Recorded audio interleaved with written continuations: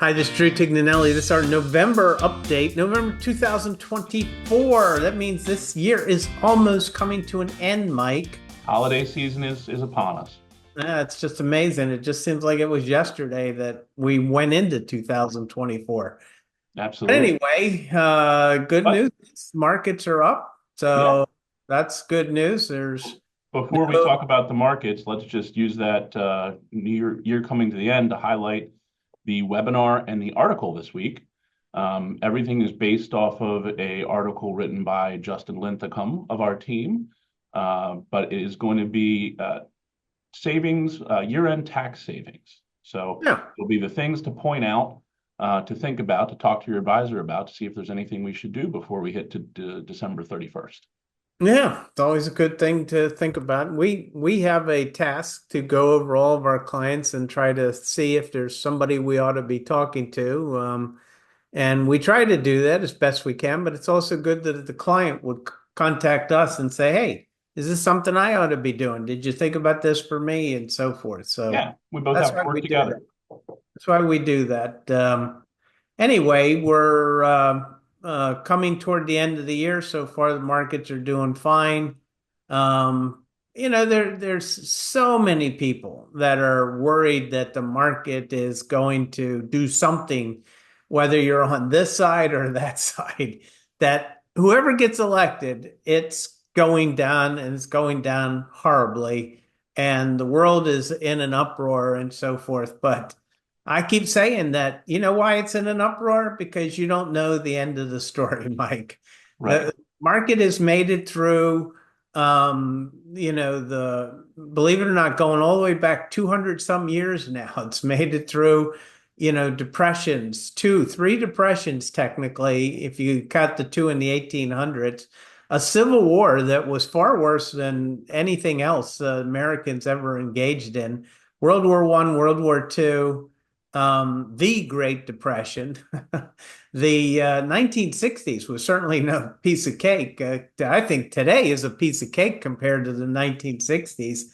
1970s with high inflation. I was just watching a documentary on Ronald Reagan and how so many people were out in the streets rioting because they felt Reagan was going to cause nuclear war and we were all going to perish because of Reagan. I mean, you know, the reason that people think that everything's so horrible is because we just don't know the rest of the story yet. Right.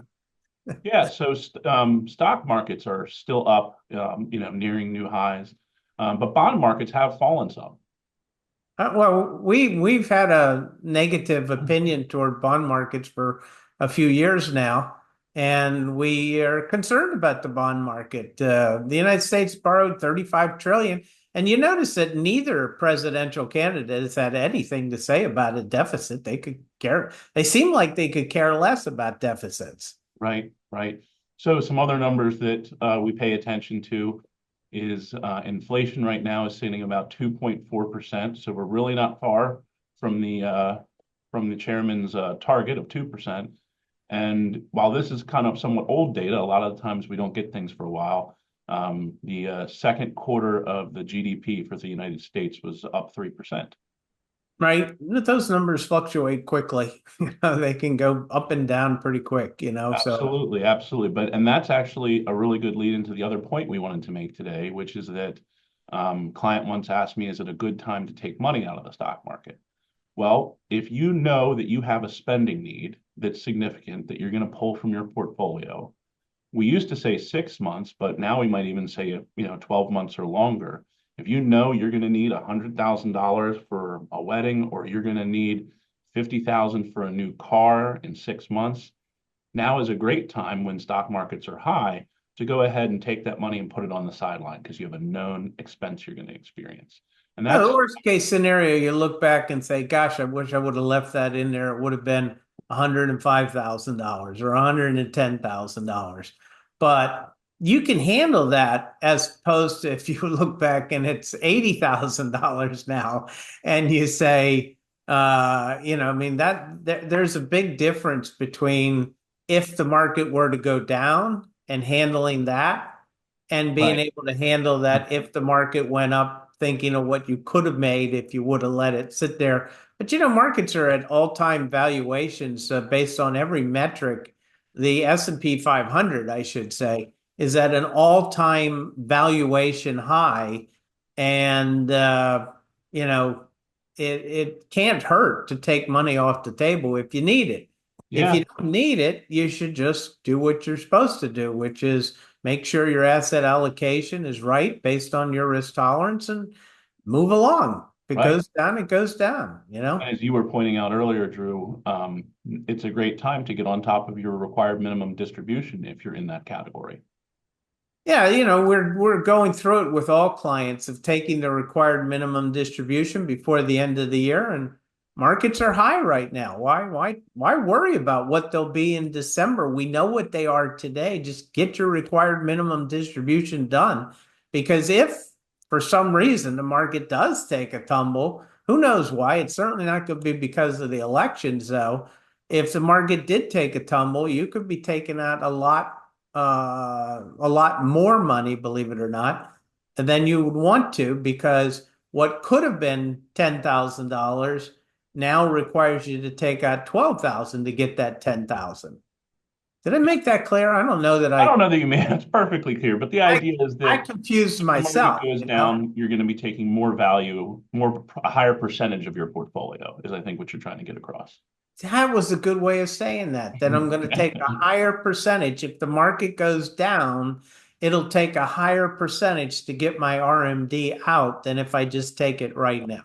Absolutely. Absolutely. So, So, Drew, clients that work with us, many of them are getting older and their children are getting older. And some of them, those children are now adults with their own financial lives.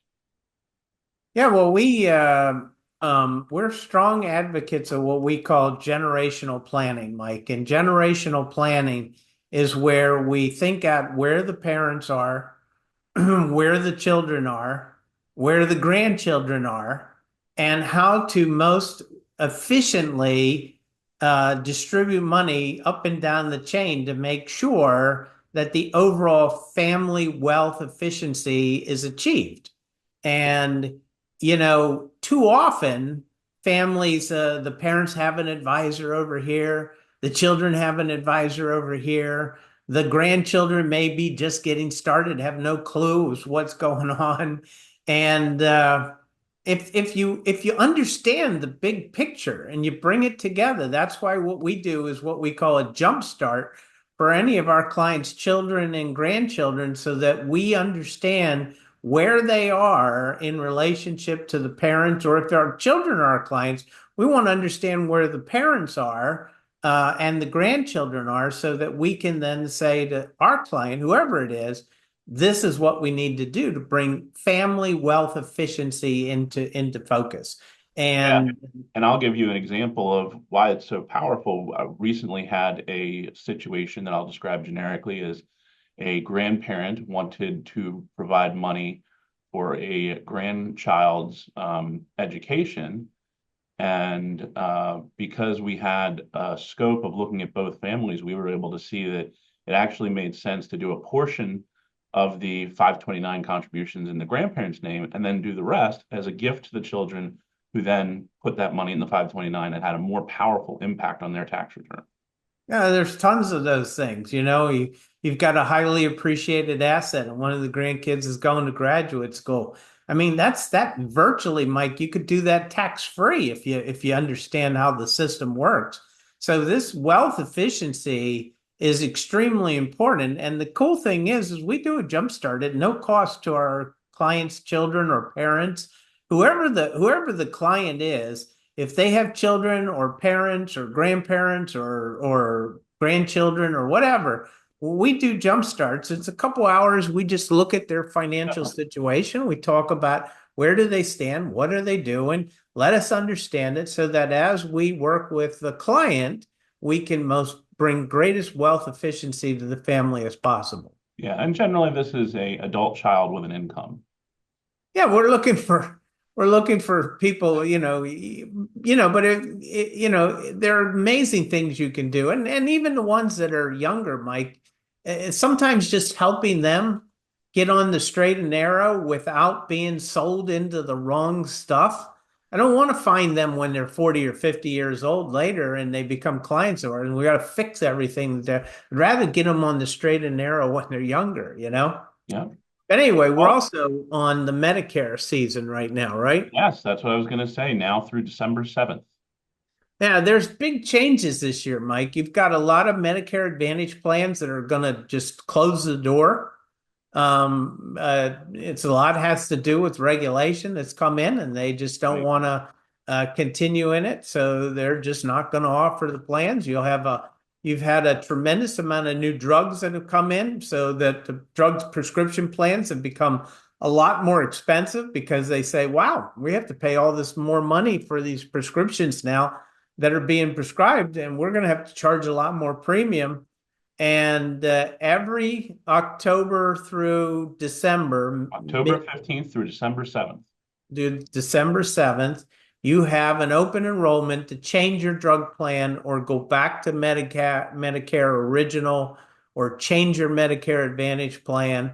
And now's the time to do it. But the main thing is the drug plan. Everyone should be searching their drugs over and seeing, is there a better plan than the one I have?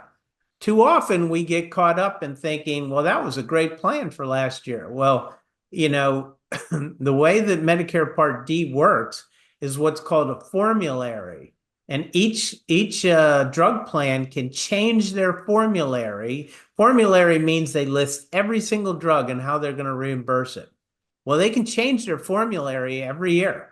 Yeah. And my wife's formulary for the drugs that she was taking was changing dramatically. It was going to increase by about 50% what we would have had to pay, but they had to notify us. So once we got notified, we did the drug plan search, came up with a much better plan for that'll keep our costs even a little lower than what they were last year. So, Yeah, so that's medicare.gov and then slash plan compare. But if you just, Google it, just make sure you're on the .gov websites. or just call your advisor, tell them to do it for you. Yeah, absolutely. There you go, right? You were going to say that, weren't you? I was. Um, I don't know if HIPAA though. I don't Well, know if if the I can client see all wants the us to do medication. it, they can let us do it. Yeah, absolutely. So one other thing, Drew, that we wanted to bring up is that we're going to be sending out an email, hopefully this week, to all of our clients about something that they might have to consider if they have to file for. So I think we talked about it in the last video too, but since it's coming up and the deadline's almost here, we're going to talk about it just one more time. So there is this thing called beneficial ownership interest filing. And it is a requirement that all LLC or not almost all LLCs, and that's why this is so complicated. We're trying to make this email simple enough for people to understand, but it's not a simple topic. But if you have an LLC for real estate that maybe you have a rental property or a small business that you sell crafts in, or a medium to large size business, you own a marina or any other types of businesses, A rental property. rental properties, yeah, there's a good chance you need to do this filing. And here's the thing, it's not very difficult. We can help you do it if you need our help to do it. But it has to be done by the end of the year. They're threatening some pretty enormous penalties. I don't know if legally they'd ever be able to enforce them, but it's not worth testing that theory. It's much better to just have your advisor help you and to get that filing done. It's $500 a day penalty. I don't know what court's going to uphold that, but these are these crazy government things we have to tend with.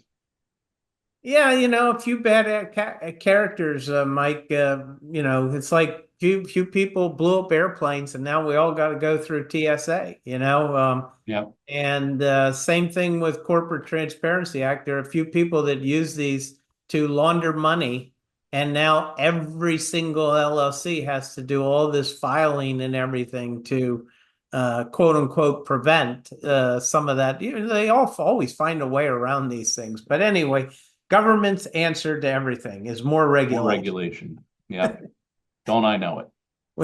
We we need a new Ronald Reagan to come into office again, strip away layers of regulation. Anyway, I think we're finished. I think so too. What do you think? Yep. This is Drew Tignanelli saying God bless.